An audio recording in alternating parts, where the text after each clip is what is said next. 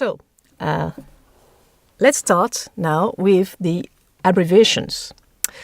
Abbreviations are extremely common in medieval sources, and the TEI offers you a mechanism to deal with them, which lets you indicate the abbreviated form of the word and also the expanded form of the word.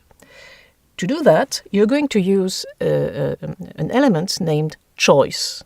And within choice, you will have two children elements. One is ABR, A-B-B-R, which will contain the abbreviated form of the word. And the other is expand, in which you indicate the expanded word form of the word.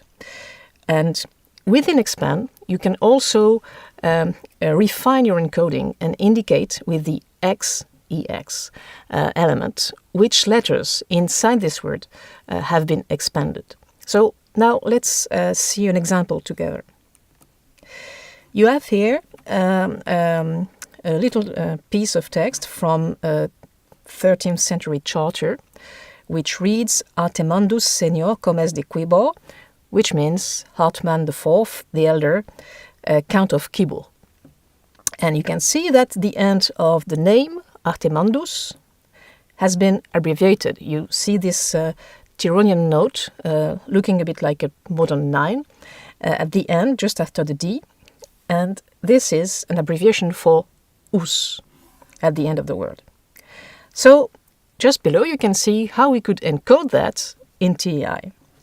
You have the choice element, and within the choice element you have ab and expand.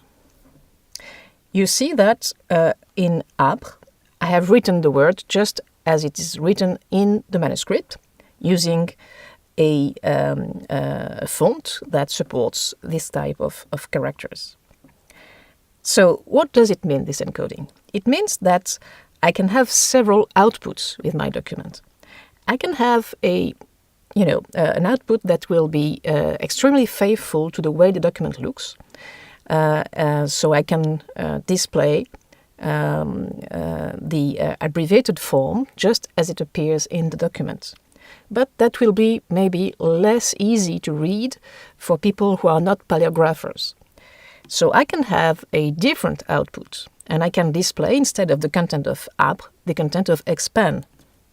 That is, Artemandus, with all the letters we are commonly used to find in this Latin word. I could also have a little more refined encoding, and within expand, I could say that it is the letters U and S at the end which have been expanded. So what would I do with that? Maybe I could display either the abbreviated form, or I could display Artemandus, just like before, but I could also display the abbreviated letters just a little bit differently, so that my readers could know that those letters have been expanded, whatever the convention you're using. So this is the end of our module on abbreviations, and now we are moving on to deletions and other scribal interventions.